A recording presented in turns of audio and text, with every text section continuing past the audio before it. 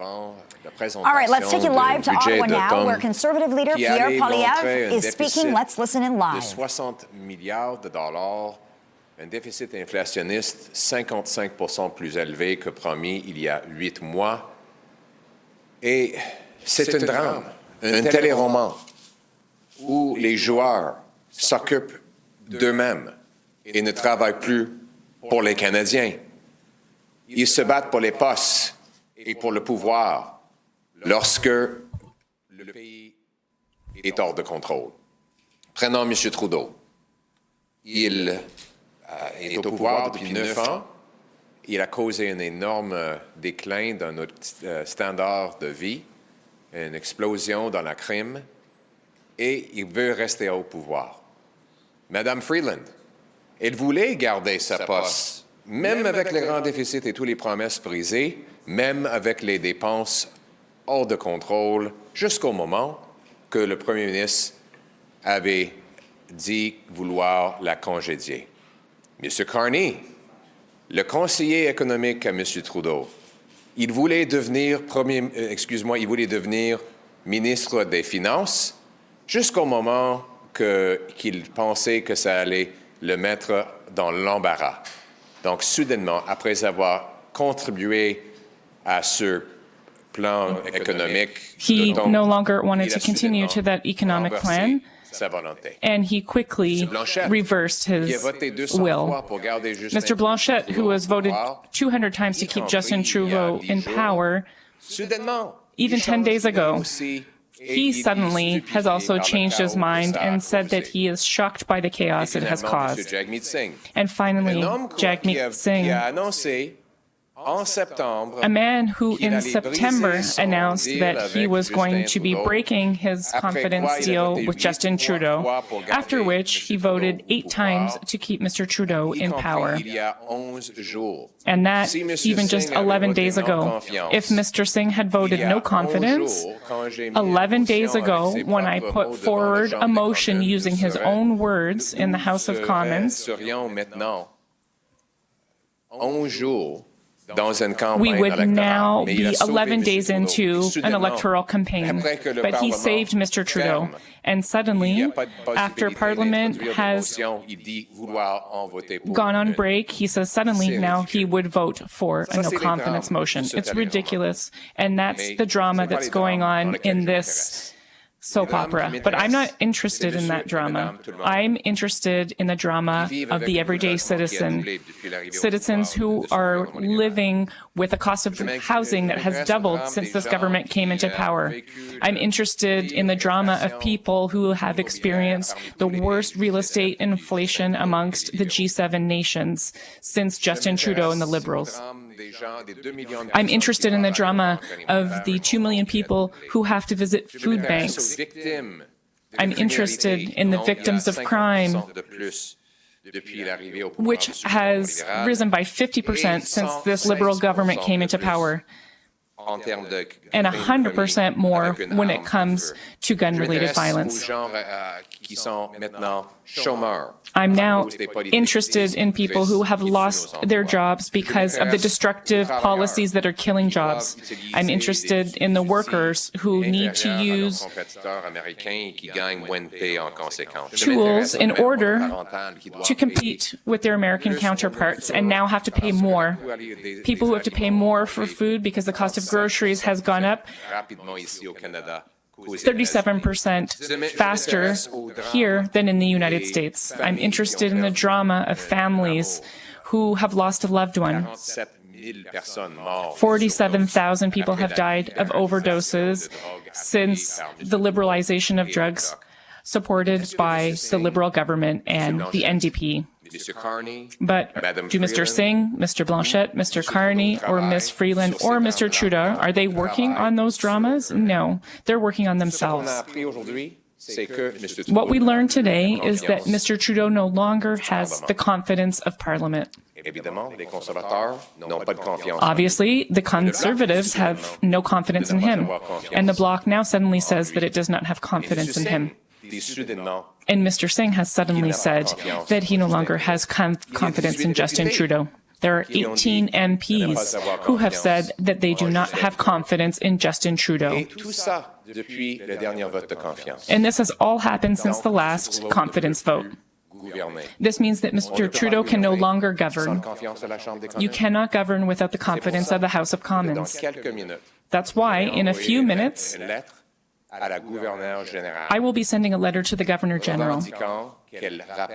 I will be asking the Governor General to call back Parliament in order to hold a confidence vote. A confidence vote on Mr. Trudeau. We need to decide if we will be going to election and allow Canadians to take back control over their lives and their country, take back control of the borders, take back control of immigration, and take back control of spending, inflation, and the cost of living by eliminating the inflationary deficit and eliminating the GST on new built homes, and by cutting corporate taxes and assistance abroad. That is what we need to do. In about a month, the Americans will have a new president. If we have a confidence vote, a vote of non-confidence in the House in the coming days, then we might have a Prime Minister who has a real mandate by the end of January. And that's what we need, someone who is strong. Someone who can stand up to Mr. Trump, someone who wants to take back control of spending, of immigration, of our borders, and of crime. Someone who wants to protect Canadians. Let's stop working for the politicians and their soap opera dramas on the Hill. Let's work for Canadians. Put Canada first. Thank you very much, everyone. Today we saw the next episode of the chaotic clown show that is costing Canadians after 9 years of this NDP Liberal government. And look at all the players in this drama. They're taking care of themselves, fighting for their own personal self-interest while they embarrass the country, tank our dollar, unleash crime and chaos in our community, threaten our trade relationship with our biggest partner. Let's go through these players. Justin Trudeau, who egomaniacally holds on to power even though 80% of Canadians want to fire him.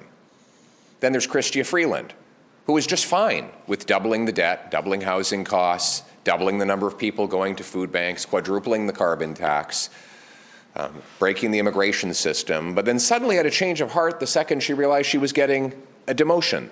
So it was really all about her. A demotion that would see her replaced with carbon tax Carney, who had committed to the Prime Minister that he would take the job of Finance Minister after he, as the economic advisor after all, helped write this fall economic update with a $62 billion deficit included in it. And then you have Jagmeet Singh, who, after he duped you all and claimed he'd ripped up his deal with Trudeau, voted 8 times to keep Trudeau in office over the last session of Parliament, and including voting against a non-confidence motion that was made up of his own words 11 days ago. If he had voted for his own words, we would be a third of the way into an election campaign right now. But he suddenly had an epiphany and says that he can no longer support the costly chaos that he has enabled as part of the NDP Liberal coalition. This is quite the drama with all these personalities that you're all breathlessly covering, but I'm interested in the dramas of other people, real people, the people who have seen their housing costs doubled, rising faster than any other G7 country. The 2 million people lined up at food banks, which is also double. The 50% increase, people who are part of the 50% more crime victims, or the 116% more gun crime victims since Trudeau took office, or the millions that are unemployed as our economy collapses, or the seniors who will struggle to put food on the table after our dollar tanked in the middle of all this chaotic clown show on Monday, now below 70 cents a litre, for the first time in almost 2 decades. I worry about the workers whose wages are stagnant while American workers boom because our investment per worker has collapsed by 23%. I worry about the single moms who are struggling to pay for the massive increase in food prices that have gone up 37% faster in Canada than in the United States, something that coincided with the NDP Liberal carbon tax on farmers and truckers. I worry about the 28% of Canadians who said they're considering moving to another country because life has become so hellish after 9 years of this NDP Liberal government. I worry about the children who will inherit the $1.2 trillion debt. More debt was added in the last 9 years of this NDP Liberal government than in all prior governments combined. I worry about the families who've lost were among those who lost people to drug overdoses. Now 47,000 Canadians have died, more than died in the Second World War after the NDP Liberals liberalized hard drugs and allowed our border to fly open. I worry about the people who've lost hope in this country. They are the ones we should be focused on. Instead, we're focusing on the chaotic clown show that is costing Canadians today. This cannot go on. With a U.S. president coming in threatening tariffs early next year, we cannot have a chaotic clown show running our government into the ground. What is clear is that Justin Trudeau does not have the confidence of Parliament. Since the last confidence votes happened, there have been 3 major developments. 1, the leader of the Bloc says he's changed his mind. He no longer has confidence in the Prime Minister. 2, just today, Jagmeet Singh claimed that he no longer has confidence in the Prime Minister, albeit he intends to wait until he gets his pension, until he votes accordingly. But still, he says he's lost confidence. And then there are 18 Liberal MPs, including the former Deputy Prime Minister, who've all lost confidence in the Prime Minister. Add them all up and you have 70% of parliamentarians who do not have confidence in the Prime Minister. And in the middle of a trade, border, crime, and cost of living emergency. This cannot go on. And that is why, in just a few moments, I will be writing the Governor-General, asking her to urgently reconvene Parliament and require a non-confidence vote so the Prime Minister can judge whether he stays in power, continuing to ruin our country, or whether we get an axe the tax election to allow Canadians to take back control of their lives and their country. With a Prime Minister who can take back control of our borders, our immigration, our spending, our cost of living, who will get rid of the GST on new homes and axe the carbon tax to bring down the cost of living, to show a strong, smart presentation to the incoming president, with a new Prime Minister that has the brains and backbone to put Canada first. Thank you. Comment vous allez faire pour convaincre le gouvernement? Il n'y a rien qui l'oblige à vous écouter. Comment vous allez faire pour la convaincre qu'elle doit rappeler le Parlement? The Governor-General to call back Parliament. She has the responsibility to call Parliament back because the Prime Minister has lost confidence. In addition to having lost control, he's lost control of the borders, of immigration, of spending, and the cost of living, and he's lost control of his party. I can show you with public reporting that he doesn't even have the confidence of his own party, with some 60 MPs who do not have confidence in him, so it's not possible for him to govern. We need a vote in the House of Commons before the end of this year. This will trigger an election in which Canadians will be able to take back control of their lives and their country. Mr. Poilievre, Brian Mulroney met with Ronald Reagan several months before becoming Prime Minister in 1984, and you have a direct line to the Vice President-elect through a member of your caucus. Why not reach out to the Trump administration before the next election to tell them to stop the devastating 25% tariff? Well, I've already told them that they should stop tariffs from coming ahead on Canada. But I'm not the Prime Minister, and that's precisely why we need an axe the tax election. Because right now, it looks like a chaotic clown show that's costing Canadians. Right now, the incoming president, who's at his strongest moment, sees nothing but weakness from the NDP Liberal government. He has no idea who's in charge over here. He sees premiers saying one thing, other premiers saying other things, the Prime Minister hiding under his desk. We're still astonished that it's now been weeks since the U.S. President said he would maybe jokingly that Canada would be the 51st state. And it's incredible the Prime Minister of Canada has not responded to that, which just is an illustration of the absolute, total, pathetic weakness of Justin Trudeau and his entire chaotic government. The only way for me to have the moral authority to get a deal with incoming President Trump is to have the strength that comes from winning election and having a 4-year mandate so that I face him with a position of strength. You said this week in a radio interview that prorogation in this would be against the rule. That's the likely scenario. And if so, how would that compare to what Stephen Harper did in 2008 when he was facing a non-confidence vote and prorogued Parliament, which was quite controversial at the time? Well, the difference is that in the Harper era, he prorogued to stop an undemocratic coalition from taking over against the will of the people. In this case, a prorogation would be to preserve an undemocratic coalition that has lost the confidence of both the House and of Canadians. If Jagmeet Singh this time is telling the truth, which remains to be seen, then he will join with me and write the Governor General. So in fact, I'm giving my letter not only to the Governor General, but I'm giving it to the leaders of the NDP and Bloc, and I'm encouraging them to write the Governor General as well, if they're serious about a non-confidence vote, to recall Parliament. I'll answer your questions. To recall Parliament and vote on whether we call a carbon tax election. Now, Mr. Singh, you know, he right now, you've all once again been duped and reported without any criticism of what he's done. He's talking about holding a non-confidence vote in March. So we're going to have months and months and months of this total chaos if Jagmeet Singh gets his way. And it conveniently will get him his pension.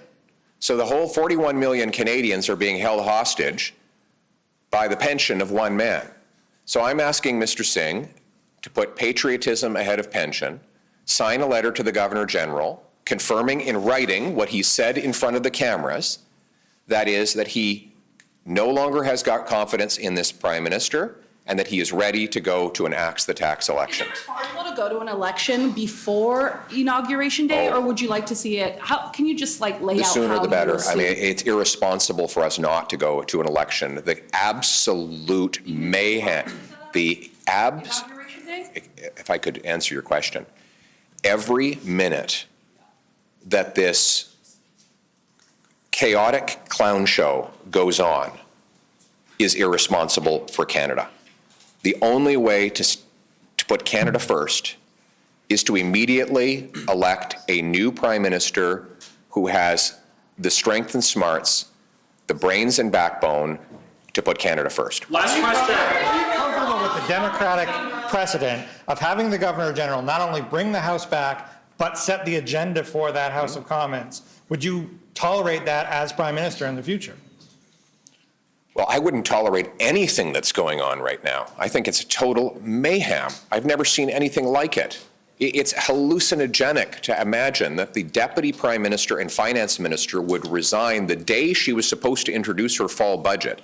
A budget that, by the way, we forget, is 55% bigger deficit than they promised, $62 billion in new inflation, and the Prime Minister has lost the confidence of 60 of his own MPs, and somehow he's clinging to power. We have a guy here who has lost control of everything, and yet he clings to power.